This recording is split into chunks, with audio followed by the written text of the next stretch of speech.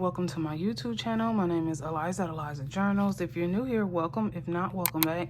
So today I thought I will show you all the process of me journaling, which is not a lot. And if you watch my Decorate With Me for my memory keeping journal, I actually do a lot of my just setting up my memory keeping journal throughout in like one sitting, because I don't want to have to worry about this throughout the week. So I literally go ahead and I decorate my pages every week. But last week I did not journal at all because I was so busy at work, and then when I got off work I did a little bit of reading and I ended up going to sleep early like all day last week. So I have not been consistently journaling in here. So if you're wondering, this is actually an A6 Stalogy, which I absolutely love. This was only $14, but I think the price has increased because y'all know all that tarot stuff is going on.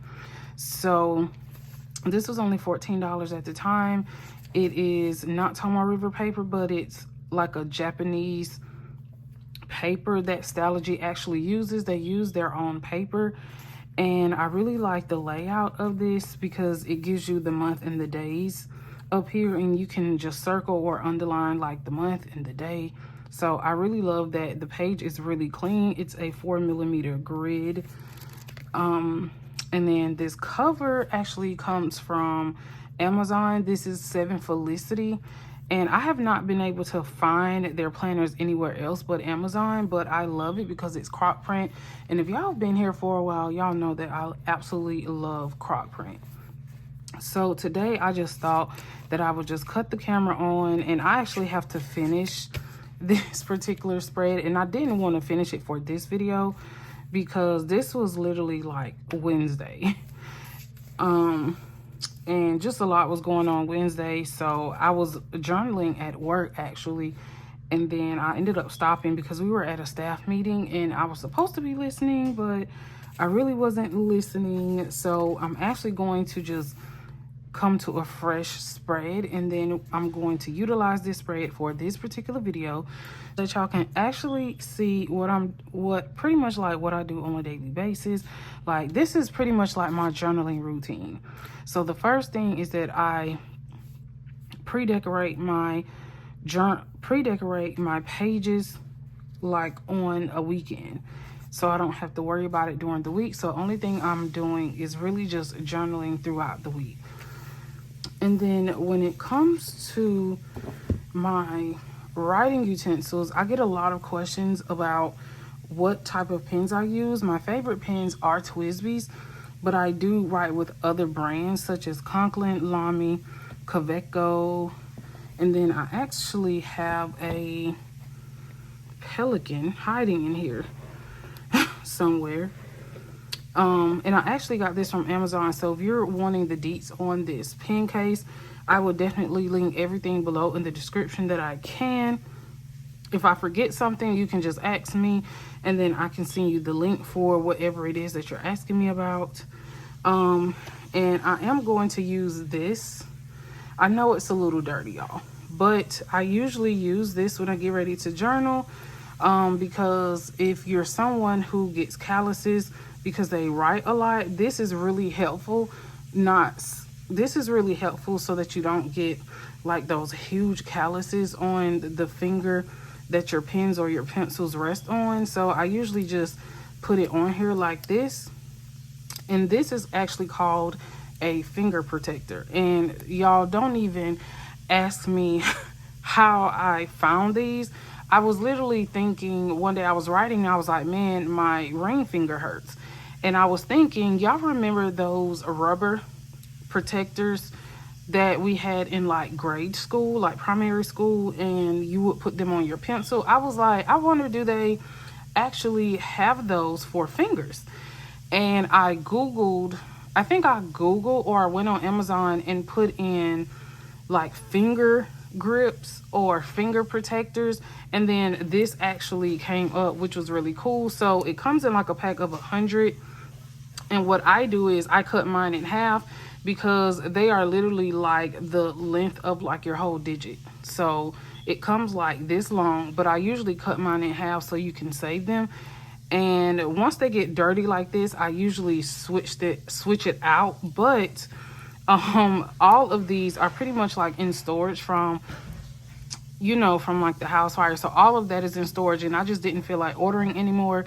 Also, to say that if y'all hear the chirping of the, that's my mom back in the kitchen doing something, I don't know, but if y'all hear like chirping of the fire thing, we have told them to come change it, and it just never gets changed. So anything in like our rental house that needs to be like done, we have to like call maintenance, and then they have to come out and do it. And just like the water, like the sink was leaking water, y'all, for like 2 weeks, and we kept calling and calling and calling, like, hey, like the water is like literally leaking all over the floor. So my mom ended up just cutting the water off. So imagine going to get like bottles of water like this until they can actually come out and fix the sink. Y'all, it's just, I'm so ready to get home. So regarding the chirping, y'all are just gonna have to excuse that, because they just not come out and changed it, because they're like literally up in the ceiling. So that's that. Now that we have discussed that, because I can't make them come out and change it. Like we put in a work order, and then they decide when they want to come do it. They came out and fixed the water literally last week, and we're like, yeah. But anyway, so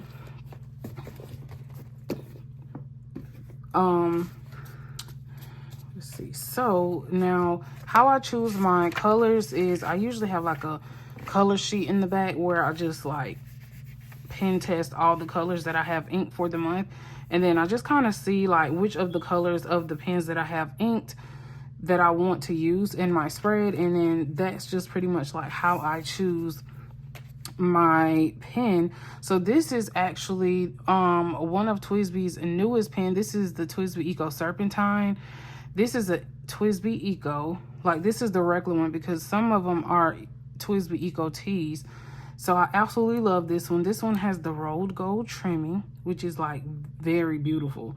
And the ink in this is Catnip Cafe by Fierce Will Press, which I am an affiliate for. So my code is Jaw Eliza. So if you want to go on their website and like buy ink, you can use that code and get like 15% off, which really helps with the shipping. So what I'm going to do is I'm going to go ahead and journal. And usually this is pretty much new to me. I've not really done one of these before on my channel. I tried one the week before last, but I only used music. So I'm trying to see like this week if I should talk a little bit and then journal. So when I journal, I probably will speed up the video a little bit, because it usually takes me about 25 minutes to actually fill all this out. It just depends on how much space I have. So pretty much like when I write, I'll come back on and I'll talk a little bit and then I'll journal. So let's get started. So before I start writing, I do use a pencil board. This is a Hobonichi, I think A6. Yeah, Hobonichi A6 pencil board. I got this from like a friend, and I just usually keep these in my planner covers. So I have like this back pocket where I keep it. I really don't keep anything in here.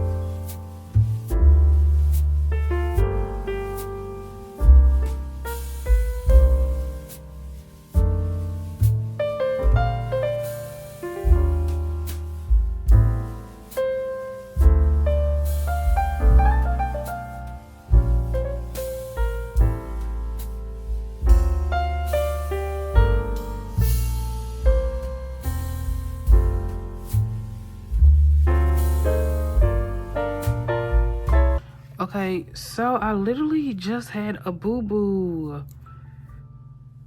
Okay, so y'all, I hate when this actually happens.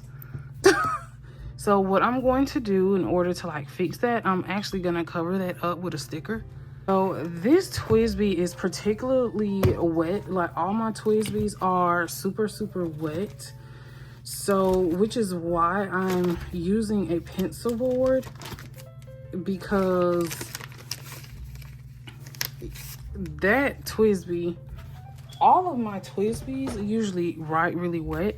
So anytime you have like this happen, if you have a sticker that can like actually cover that up, let's see, I had an abstract sticker.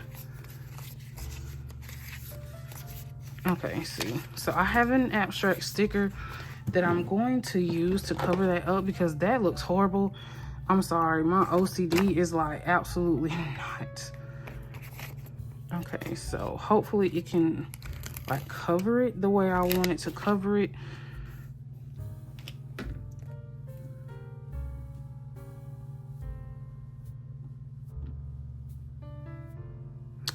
You know, I may have to like cut this because I need the darker part of it.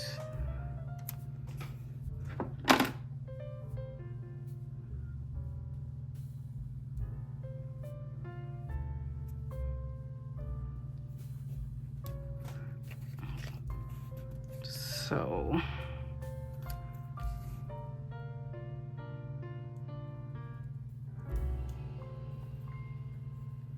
just gonna do it like this to cover that up.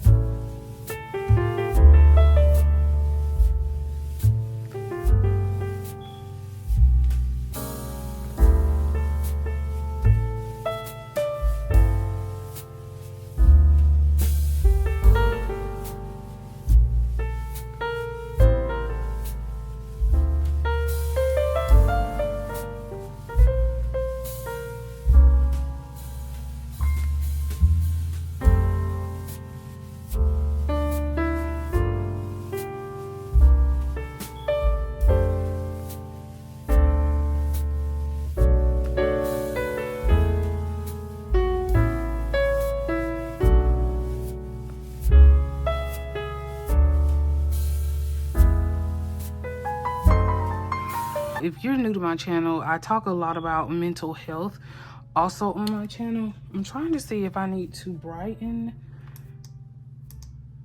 the light.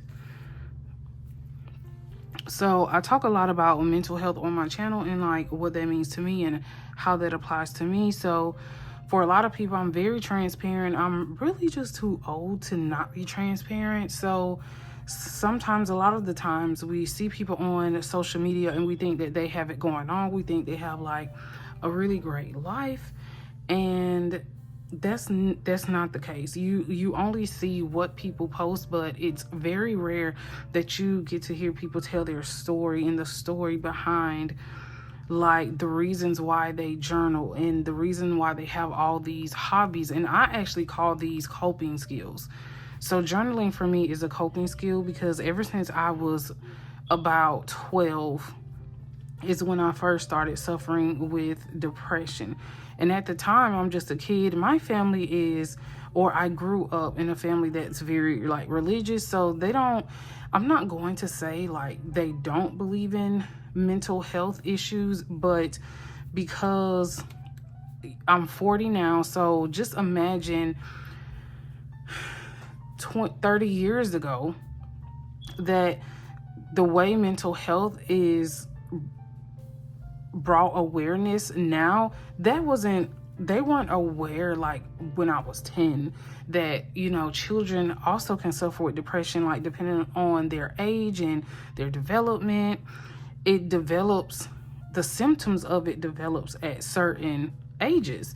So of course my family wasn't really aware of that. I mean, because it just was not talked about. It was happening in the community, but it wasn't brought to the forefront. So I've been suffering from like depression since I was like 12 years old, and I had no idea what it was. I just know when I was younger, I would usually have these moments that I just like, I don't want to be here.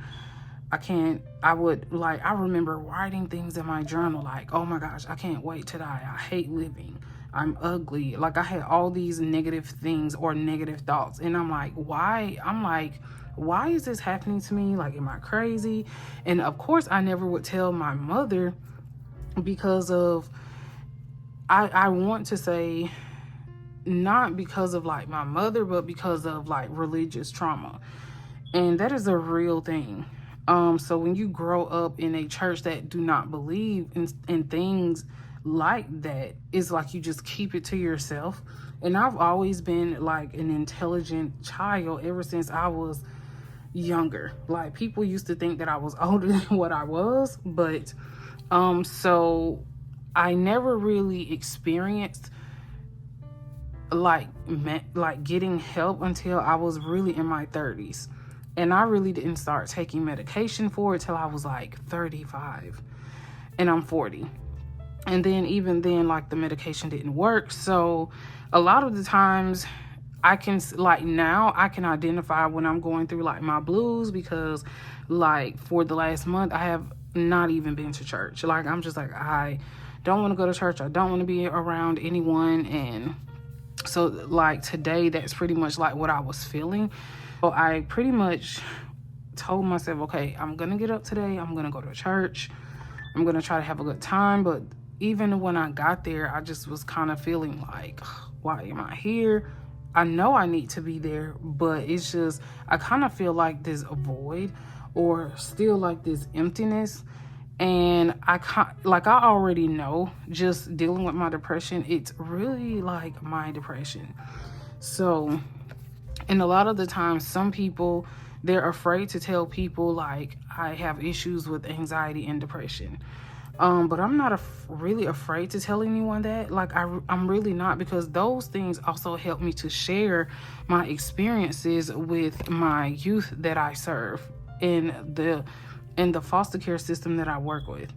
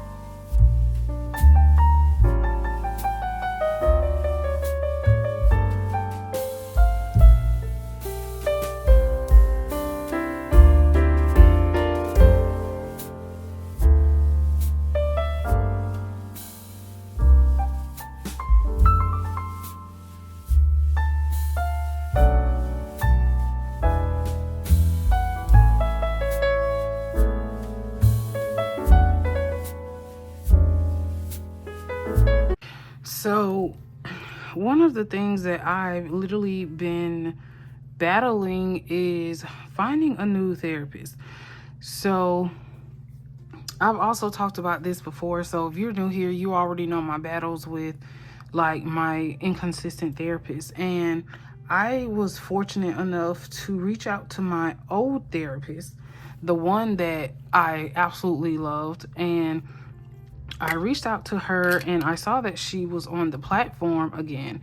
So I reached out to her, I emailed her and was like, hey, you know, if you start doing therapy again, you know, because she has her own private practice, but she also works for Emory. So I was like, hey, if you start doing therapy again, like, please let me know. And she reached out to me and we basically reconnected. However,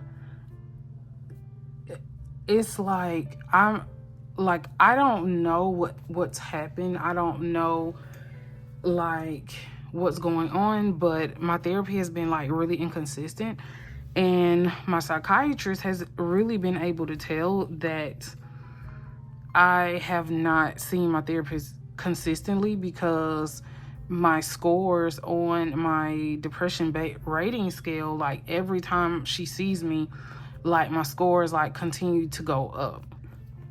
And my psychiatrist is like, you probably need to just find another therapist. But I've been with my psychiatrist. I absolutely love her, y'all. I've been with her a little over a year. And I told her, like, I literally told her I'm not willing to just look for anyone right now, because having to find someone new and to trust someone new, I'm literally like that, it triggers my anxiety. So she's basically like, okay, she's, you know, like, I'm not a therapist, but what I can do is every time we meet, like going forward, until you can find another one that can be a little bit more consistent, we'll spend like an hour together. And she, you know, so I think that I'll just take her up on that, just spending an hour talking to my psychiatrist and talking about things, because even when I see her, like, it literally does help a lot. Which is really cool, because I think it's that rapport that we actually have.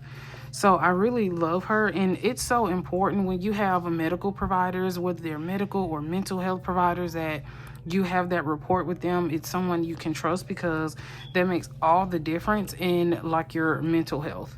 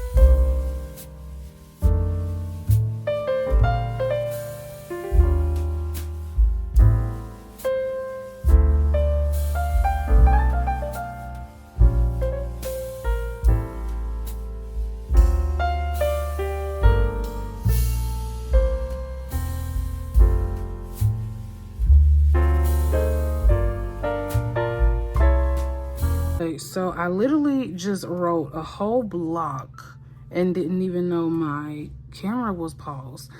But That is so weird. So I don't know if it's just me, but I literally have the Sunday scaries every single week. I get super anxious. I just don't like working on Monday mornings. I really, really don't. And I know that I cannot be the only one who's like that. I just can't be the only one.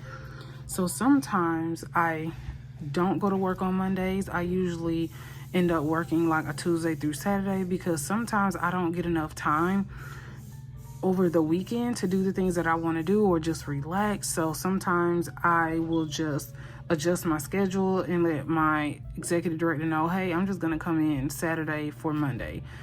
And we're allowed to do that. And I think that's one of the things that I love about my job. So for those who don't know, I am a human services professional in a group home for foster children. So in the state of Georgia, I'm not sure what they're called in other places, but in Georgia, they're called human service professionals. I'm basically like an in-house case manager for the foster children that live there.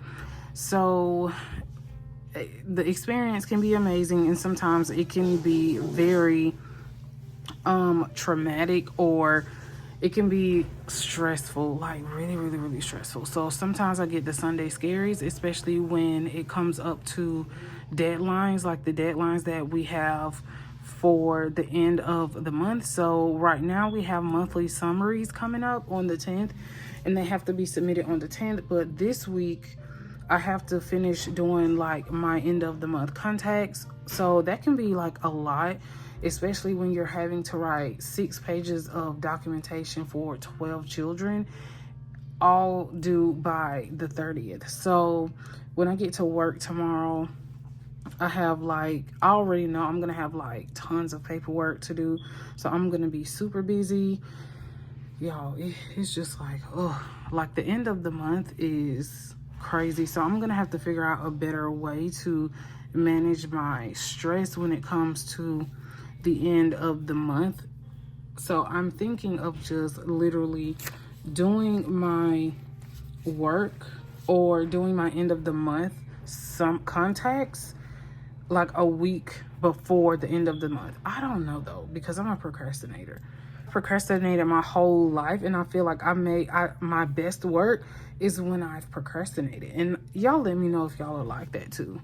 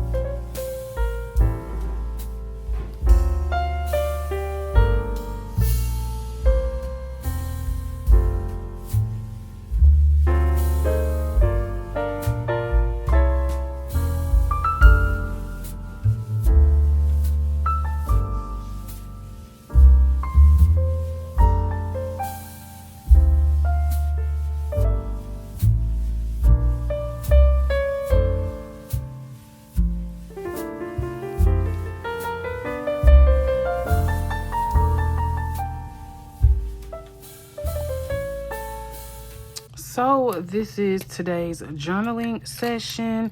I actually hope you all will like this session, except for that piece that was like not captured by the camera, because I think I had paused it to let the ink dry so I wouldn't have any more smears. But this is pretty much like my journaling routine. These are like some of my thoughts and emotions and feelings as I'm journaling throughout the week.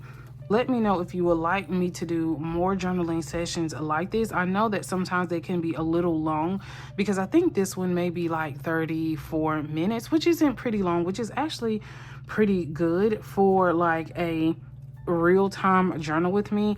I actually didn't speed it up because I thought it would take away from the journaling experience. I really didn't want to speed it up unless I was doing like a voiceover. But anyway, if you stay to the end of the video, give me a green heart in the comments. Until next time, thanks for watching, y'all. Bye.